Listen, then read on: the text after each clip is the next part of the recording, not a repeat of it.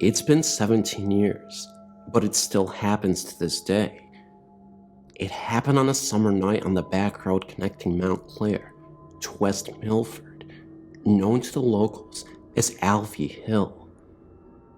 The area had very few houses at the time, and one house stood out, a brand new gorgeous home right at the crest of the dirt road. The man who lived there built it for his wife, and they had a daughter who was, I believe, around 8 years old at the time. I remember traveling the road, more of a cow path really, and watching the home being constructed. Once it was finished, it always looked so pristine and happy. But one night, I was coming through this patch, black stretch of land, and saw the mother and daughter in the middle of the road, both in what looked like nightgowns in a mud puddle. I could see them standing there as I approached, and the moon seemed to shine on them alone. When I got to them, they disappeared in front of me. I wasn't alone in the car, so I asked did anyone else just see that, and everyone just sat there, too scared to answer. By the light of day, early, I was crossing back across the hill and saw 6, maybe 7 police cruisers and an ambulance. Crime scene tape everywhere, and one covered figure in the grass by the house, and several officers crouched by the road, beside where the mud puddle was the night before. Apparently the man had long suffered from depression and killed his wife and daughter before running to the house and killing himself. The officers said that they speculated he had committed the act the night prior to them being discovered. Still, on summer nights, you can see the girl and her mom looking down into the middle of the puddle in their nightgowns.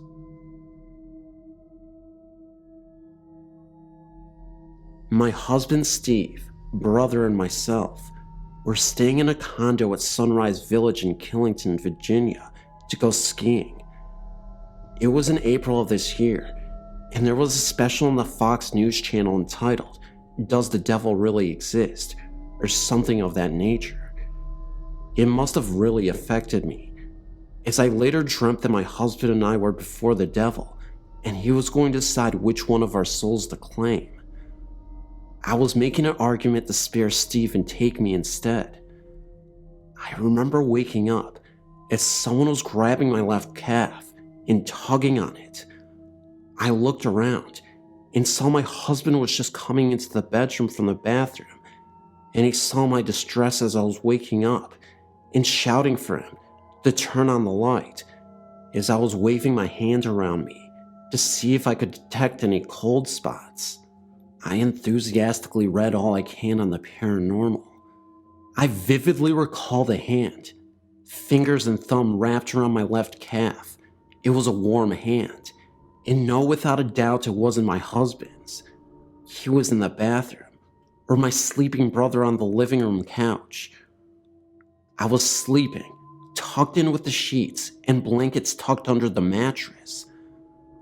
I think whatever it was trying to wake me up from a horrible dream.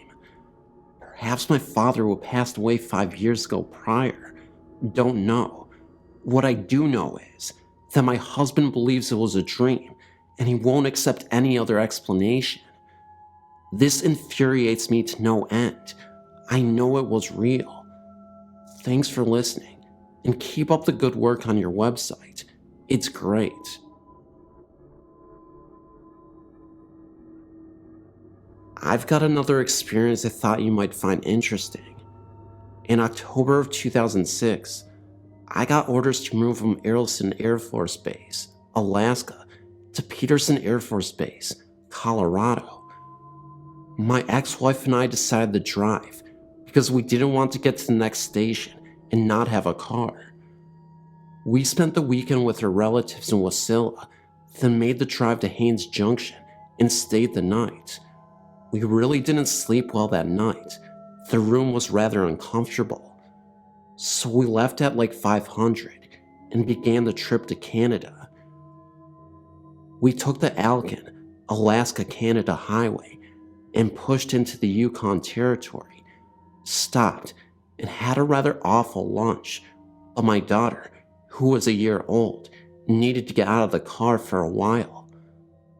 We pulled into White House around 1800 and decided to stop for the night. We chose the Best Western Hotel, mostly due to the military giving us a list of which hotels were best for us to stay in, and that was one. As we were checking in, I noticed a rather cold spot by a cartoony statue of a Canadian Mountie. Mind you, this was October, and things were getting cooler, but not that cold. I believe we had a room on the 6th floor, and let my ex-wife and my daughter get settled, while I brought in the things we needed for the night.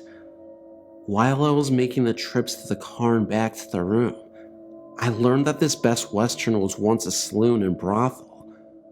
I'd mentioned the cold spot to my ex-wife, and she had stated that when she had made the trip to Alaska in '02, this was 2 years before our marriage, and I did not know her before '03, that she had stayed on the 4th floor and experienced similar cold spots and orbs. Well, we decided to have dinner, then turn in.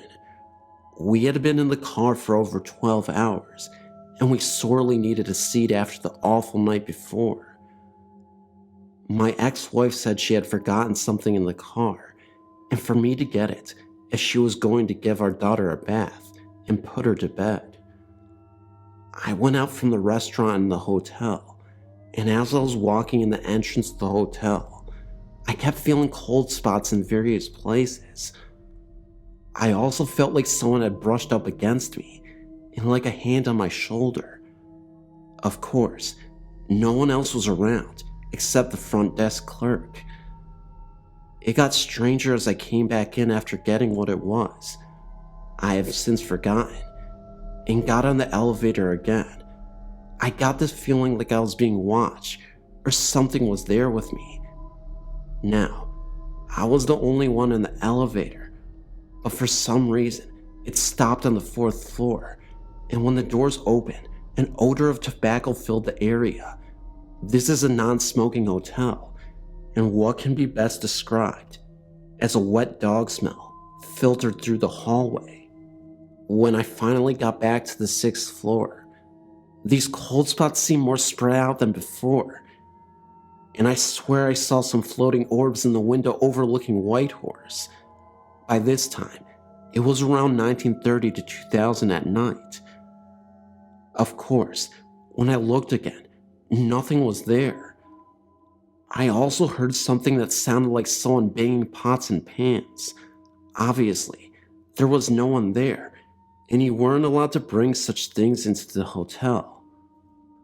I got back to her room and told my ex-wife about it, and she said she had a similar experience in '02, without the pots and pans banging noise. We slept the rest of the night without any further disturbances, and decided to head out at 6:30. While I was loading the car, it was still kinda dark outside. I swear, I saw what looked like a prospector from the latter part of the 1890s. Of course, when I looked up, he was gone. When I went back into the lobby near that cartoony Canadian Mountie statue, the cold spot really intensified, and when I got to the area where the elevator was, I saw someone out the window, and I thought nothing of it. But once I got closer to the elevator, I noticed that the person was wearing Victorian-era clothing. He passed by the window and disappeared.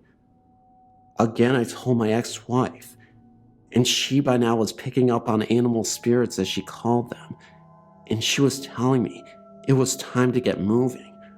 But she noticed the intense cold spot by the statue as well, and like our trip to Rika's Roadhouse in Alaska back in '04, she was quick to get out of the hotel with our daughter and get to the car, while I checked out and brought the bags out. Again, I felt something brush against me, and something touched my shoulder. However, this time, the hand felt cold and clammy almost. Of course, I turn around and no one is there, just that cartoony Mountie statue.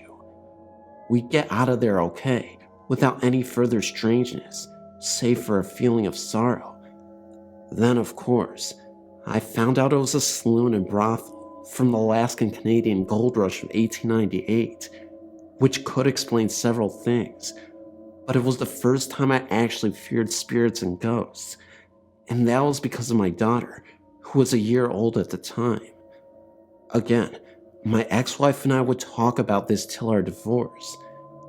It was probably the first time I've ever felt animal spirits.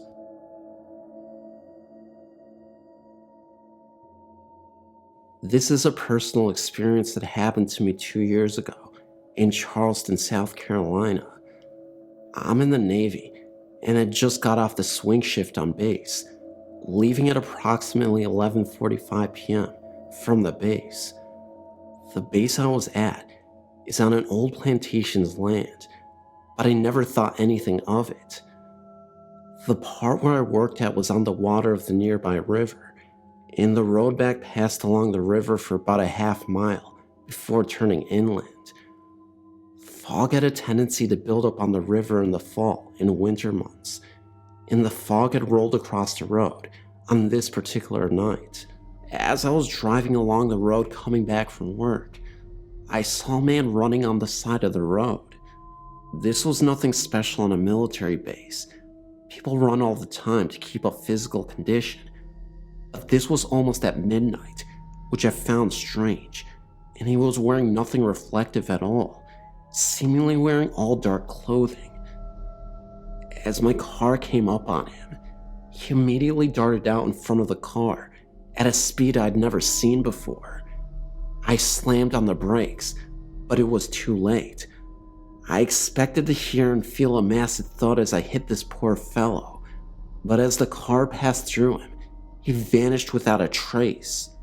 I got out of the car, brights on, searching with my flashlight for a person anywhere around my car, but I was the only one as far as I could see on this road. It scared the living daylights out of me, to the point in which I started searching inside of the car to ensure I did not have a hitchhiker with me now. After getting into the car, I drove as fast as I could, with interior lights on in the car, to the nearest well-lit area, locked the doors, left the lights on, and called my father to relate the incident. After some 20 minutes of consoling me, I finally got my wits about me to drive home. However, it did not end here. From this night on, something was different about my apartment. There was a presence in that place that I haven't felt the months before the incident. I began to review sitting in the living room alone altogether because of feeling like someone was watching me. Out of the corner of my eye, I would see the bathroom light on, clear as day, but when I looked over, it would be off again. It would feel like someone would sit down next to me on the couch, but I was the only one in the apartment. Finally, one weekend my father came out to visit. Growing up with numerous ghostly and at sometimes demonic experiences, most of which he never talks about, he has become highly sensitive to the paranormal. The first day he arrived, he used the key I left him to get in while I was at work. When I got home, having said nothing of my experiences in the apartment to him, the first thing he asked me was if I ever got the feeling someone was in the kitchen area, peeking over the half wall at the television. I froze in my tracks at this. Over the course of his week-long visit, he said he also thought he saw the bathroom light turning itself on and off, and felt someone else sit down on the couch next to him, as well as seeing a shadow of a man mainly around the kitchen area, who would periodically lean over the half wall like he was looking at what was on the television. But he said he never saw or felt anything or anyone in the bedrooms. I now had a reason for my seemingly unfounded paranoia of being in the living room alone. I continued living with this feeling from the night of the incident, driving home through the following few months until I received orders to leave Charleston, and have not felt the presence of the Running Man since then.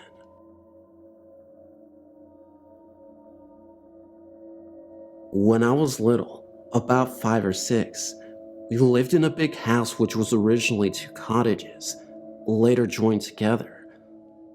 Although myself and my sister were young at the time and had no personal experiences, my parents told us stories about what happened there when we moved house some years later, as well as the familiar cold spots, creaks and groans. Some other stuff went on too. One day, my mom was in the downstairs bathroom when she heard a man's cough coming from outside the door. Thinking it was my dad going into the study room, which was opposite the bathroom, she thought nothing of it. When she came out of the bathroom, however, the study was empty and no one was outside. She went back to the kitchen and found my dad where she'd left him, sitting at the table. She asked him if he had come out the bathroom and coughed. He hadn't moved the whole time. Another time, my mom, my dad, and one of their friends were sitting at the kitchen table when they all heard a massive crash come directly from upstairs where my bedroom was. My mom described it as the sound of a wardrobe falling over or a full-grown male adult being thrown to the floor. They rushed upstairs to find me fast asleep and nothing out of place in my room. We even had the fireplace in my room checked in case a stone had fallen down the chimney. Nothing was found and there was no explanation. Everyone in the house was accounted for. One night my parents were in bed when they heard the sound of a woman gently humming and singing. The sound came from the end of the corridor and continued downstairs, then eventually stopped. Again, this could not be explained. Myself and my sister were asleep, and even if we did get up, we certainly would have walked down the corridor singing. My second story is based in my grandmother's house, a manor house which is around 200 years old. My grandmother has a story which even to this day she swears was true. She was walking upstairs when in front of her she saw a pair of women's shoes on the step above. She looked up to see a skirt, blouse, and before she could see the woman's face, she vanished. My dad's family all grew up in the house, and my uncle mentioned that from his bedroom, he used to hear the sound of gravel crunching outside, like someone walking towards the house. On several occasions, he even recounts seeing 2 big black dogs sitting by his bed. Although I like the house, I always get that feeling of being watched whenever I go over. If I'm sat in the kitchen, I always want to look into the parlor, which is next in the kitchen, with the door always open so you can see in, and I always feel like someone's sitting in there. Even to this day, I refuse to go upstairs by myself, as well as seeing a key moving in a locked door from the inside when no one was in there. Myself and my sister had a weird experience. We were sat outside. The garden is kind of placed on a hill, very sloped, that you could reach by climbing some steps. From where we were sitting, we could just see into my grandmother's bedroom. She had gone out shopping and had left her 2 dogs on her bed. We were just watching them, talking, when suddenly, one of the dogs started barking at the corner of the room at something we couldn't see. She, the dog, then jumped onto the bed and started barking directly at us. Then, at the exact same time, we both saw a white mist, sort of in the form of a hand, move gently over the dog's head. He then stopped barking. My sister and I both looked at each other in surprise. We'd both seen it, but could not understand it. It was daylight, but not sunny, quite cloudyless. There was no reflections on the glass or anything like that, because there was nothing to reflect, no trees or anything behind us, and we quite clearly seen the mist from the inside of the window.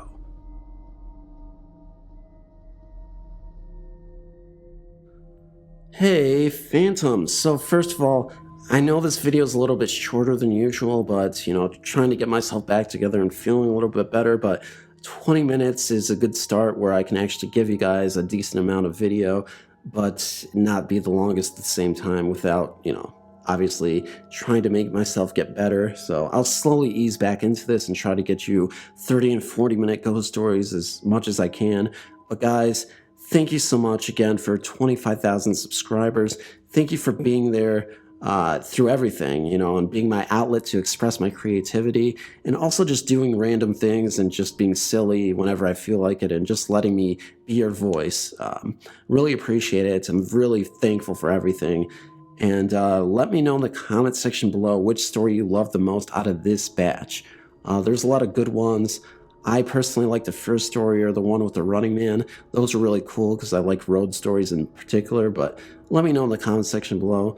Don't forget to share this video as much as you can. It really helps out the channel grow, and I'm really just, like I said, thankful for your viewership and just communicating with me and, leaving comments. So even if you don't normally write a comment, I'd appreciate it below. Just write, and I'll respond to you guys. But thank you so much. I love you, and I'll see you in the next video.